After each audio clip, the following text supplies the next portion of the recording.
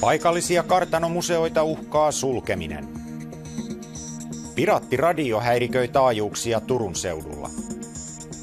Unenomaiset näyt ja surrealistiset hahmot esittäytyvät Raumalla.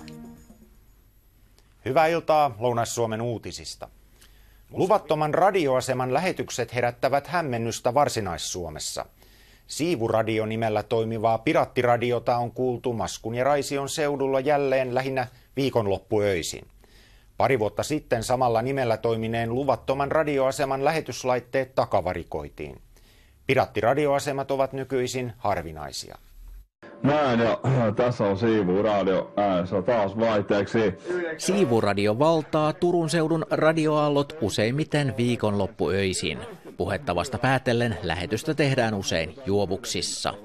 Muutama vuosi sitten piraattiradiota tehneet miehet saatiin kiinni ja heidän laitteensa takavarikoitiin. Poliisi pitää piraattiradioiden valvontaa vaikeana. Ensin pitää tietysti olla lähetys, sitten se pitää pystyä paikallistamaan ja sen jälkeen pitää, jos viestintävirassa tarvitsee virka-apua, niin olla myöskin poliisivahvuuksia käytössä. Myöskin silloin kotietsintä pitää tehdä mahdollisimman nopeasti, kun ei koskaan tiedä, onko tämä liikkuvaa tavaraa tai ei. Kyllä, tästä se lähtee. Monien mielestä ilmiö on harmiton, mutta Siivuradiokin on häirinyt oikeita radioita.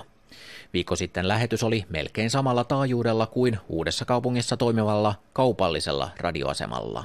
Jos ne laitteet on semmoisia laitteita, jotka saattaisi häiritä myös aivan muuta radioliikennettä, niin se on sitten ehkä siinä mielessäkin vakava juttu. Mutta jos nyt tämä toiminta tapahtuu ihan jopa tehdastekoisin laittein, niin silloin siinä on kysymys vain luottamasta radiotoiminnasta. Piraattiradioiden esikuva on Radio Nord, joka toimi Itämerelle ankkuroidulla laivalla.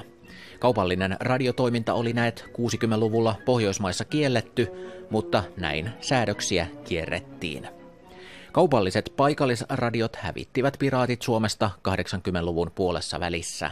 Viime vuosina yrittäjiä on Turun seudun Siivuradion ohella ollut Suomessa vain muutamia. En muista ainakaan omaa urani aikana nyt viime vuosina kuin tämän yhden tapauksen.